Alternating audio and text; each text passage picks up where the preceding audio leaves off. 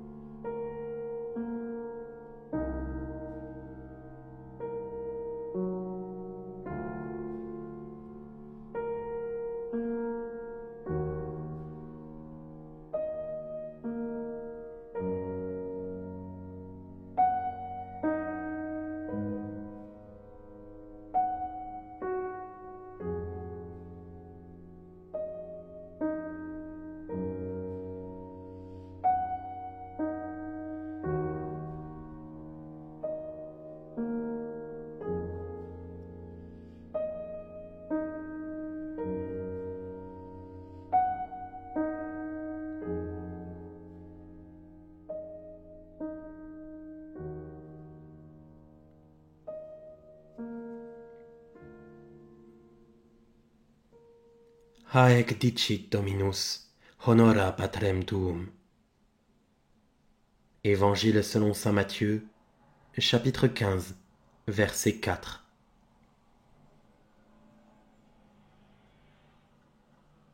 La parole que je viens de prononcer en latin est écrite dans l'Évangile, et elle est dite par notre Seigneur et signifie « Tu honoreras ton père et ta mère ». Notre Seigneur donne encore un autre commandement. Tu ne désireras pas le bien de ton prochain, ni sa maison, ni sa femme, ni rien de ce qui lui appartient. Une troisième citation rappelle que le peuple alla trouver Moïse et lui dit « Parle-nous, toi, car nous ne pouvons entendre Dieu. » La quatrième est ce que dit notre Seigneur. Moïse, fais-moi un autel de terre, et dans la terre, tout ce qui y sera offert, brûle-le. La cinquième est Moïse entra dans la nuée et monta sur la montagne, et dans les ténèbres, il trouva la vraie lumière.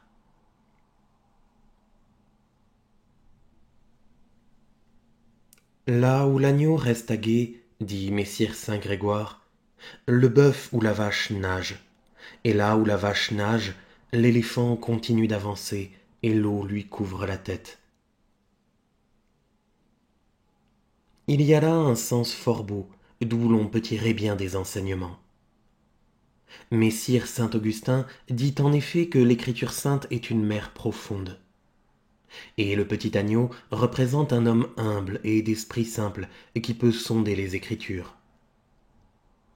Par le bœuf qui nage, nous devons entendre les gens grossiers qui prennent dans l'Écriture ce qui leur plaît. Par l'éléphant qui avance au loin, nous devons entendre les hommes de pensée qui fouillent l'Écriture en tous sens et s'y perdent. Je suis émerveillé par la richesse de l'Écriture sainte.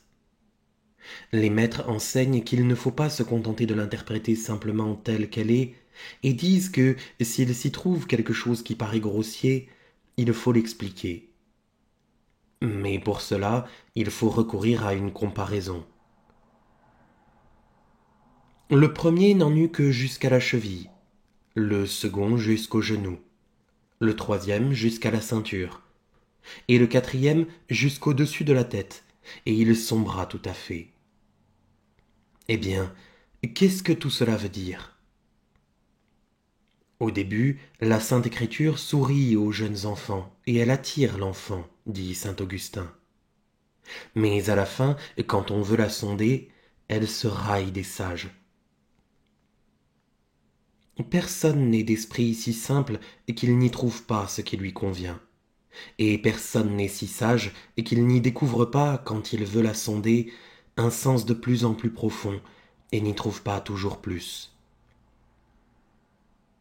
Tout ce que nous pouvons entendre ici et tout ce que l'on peut nous dire a généralement un autre sens caché.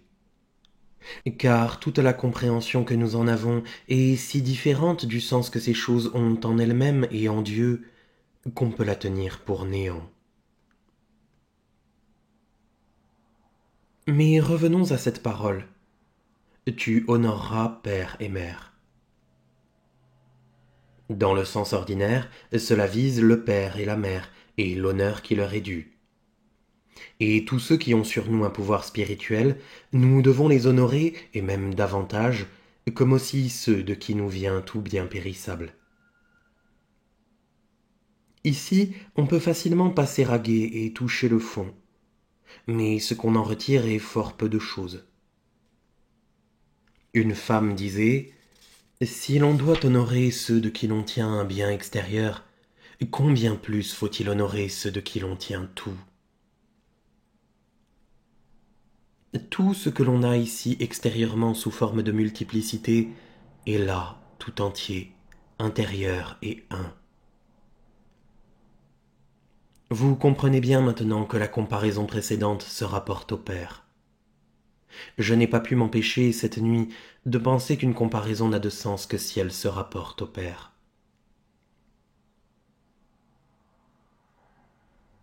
En second lieu, tu dois de même honorer ton Père, c'est-à-dire ton Père céleste, de qui tu tiens ton être. Qui honore le Père?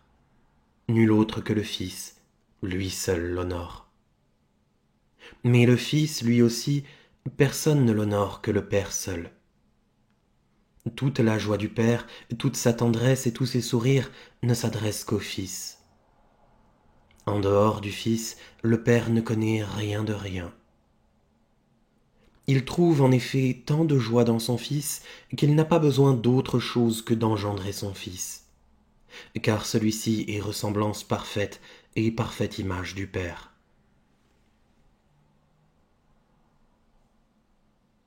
Nos maîtres nous enseignent que tout ce qui est connu ou né est une image.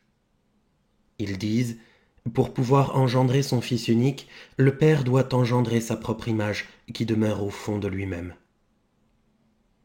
L'image telle qu'elle a été en lui de toute éternité, c'est sa forme qui demeure en lui-même, forma ilius. La nature l'enseigne, et cela me paraît tout à fait juste. Il faut tenter de montrer ce qu'est Dieu à l'aide de comparaisons, tantôt celle-ci, tantôt celle-là. Toutefois, comme il n'est lui-même ni ceci ni cela, le Père ne trouve satisfaction en rien. Il se retire dans sa primauté, au plus intime de lui-même, dans le fond et le noyau de sa paternité, où il a été de toute éternité en lui-même et où il jouit de lui-même dans sa paternité, Père en tant que Père de lui-même dans l'unique un. Ici, tous les brins d'herbe, le bois et la pierre et toutes choses ne font qu'un. C'est là le plus haut bien, et de ce bien, je suis devenu fou. Tout ce que la nature peut produire, elle l'adresse là, et cela se jette dans la paternité, pour qu'elle devienne un et fils unique, qu'elle croisse hors de tout ce qui est autre, et qu'elle soit totalement un dans la paternité, ou du moins, si elle ne le peut pas, qu'elle soit toujours une ressemblance de l'un.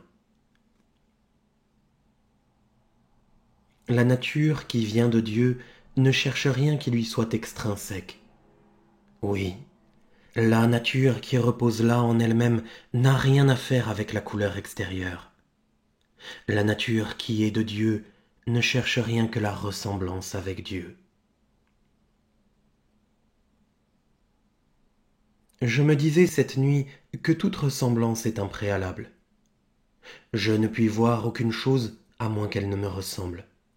Je ne puis connaître aucune chose à moins qu'elle ne me ressemble. Dieu contient toute chose en lui dans son mystère, non pas ceci ou cela à l'état distinct, mais un de par son unité. L'œil n'a pas de couleur en lui. L'œil est réceptif de la couleur, l'oreille ne l'est pas. Mais l'oreille peut recevoir le son et la langue le goût. Chaque sens reçoit ce avec quoi il est un. C'est également pour cela que l'image de l'âme et l'image de Dieu n'ont qu'un seul et même être, là où nous sommes fils. S'il se trouvait que je n'eusse pas d'yeux ni d'oreilles, j'aurais quand même l'être. Et si l'on m'ôtait mon œil, je ne perdrais pas pour autant mon être ni ma vie, car c'est le cœur qui est le siège de la vie. Et si l'on voulait me frapper à l'œil, j'avancerais vite ma main et je parerais le coup. Mais si l'on voulait m'atteindre au cœur, je ferais appel à mon corps entier pour le protéger. Et si l'on voulait me décapiter, je tiendrais tout mon bras devant ma tête pour conserver ma vie et mon être. Je l'ai dit bien souvent, il faut briser la coque pour que puisse sortir ce qui est caché dedans. Car si tu veux avoir le fruit, il faut que tu brises la coque. Et de même, si tu veux trouver la nature toute nue, il faut briser toute ressemblance. Et plus on avance sur cette voie, plus on approche de l'être. Et que l'âme trouve l'un où tout est un, elle reste dans cet unique un. Qui honore Dieu? Celui qui, en toute chose, ne songe qu'à la gloire de Dieu. Il y a quelques années, je n'étais pas encore. Mais peu après, mon père et ma mère mangèrent de la viande, du pain, des légumes qui croissaient dans le jardin, et c'est grâce à cela que je devins homme. Cependant, à cela, ni mon père ni ma mère ne purent vraiment contribuer. C'est Dieu qui, directement, fit mon corps et créa mon âme à l'image du Très-Haut. C'est alors seulement que je pris réellement possession de ma vie, possédime. Un grain tend à devenir seigle, mais il a dans sa nature de pouvoir devenir froment, et c'est pourquoi il n'a cesse de réaliser sa nature. Ce grain de froment a aussi dans sa nature de pouvoir devenir toute chose. Il paie le prix, il se laisse mourir pour devenir toute chose. De même, ce minerai est du cuivre. Le cuivre a dans sa nature de pouvoir devenir argent, et l'argent a dans sa nature de pouvoir devenir or. C'est pourquoi il n'a cesse de réaliser cette nature. Oui, même ce bois a dans sa nature de pouvoir devenir pierre. Je vais même plus loin. Je dis qu'il peut devenir toute chose. Il se livre au feu et se laisse brûler afin d'être changé en la nature du feu. Il devient alors un avec l'un et il a éternellement un seul être. Oui, le bois et la pierre et les eaux et tous les brins d'herbe ont eu tous ensemble un seul et même être dans la primauté. Et si la nature fait déjà cela, que ne fait pas cette autre nature qui est si pure en elle-même, qui ne cherche plus ni ceci ni cela, qui croit hors de tout ce qui est autre et court seulement vers la pureté première.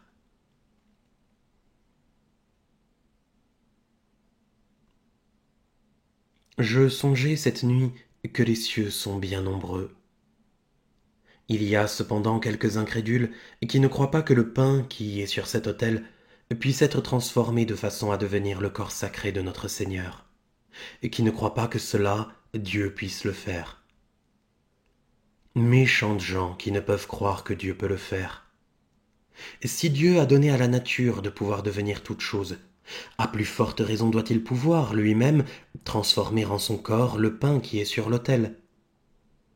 Si la faible nature réussit à faire d'une petite feuille un homme, à plus forte raison Dieu peut-il changer un morceau de pain en son corps. Qui donc honore Dieu? Celui qui, en toute chose, songe à la gloire de Dieu. Ce sens est encore plus manifeste, bien que le premier soit meilleur. Le quatrième sens est celui-ci. Il se tenait à distance et disait à Moïse, « Moïse, parle-nous, toi, car nous ne pouvons entendre Dieu. »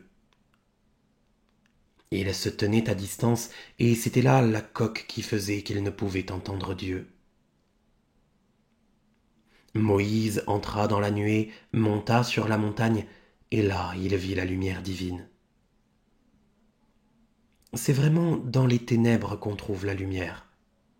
Quand nous sommes dans la souffrance et les ennuis, c'est alors que cette lumière est le plus près de nous.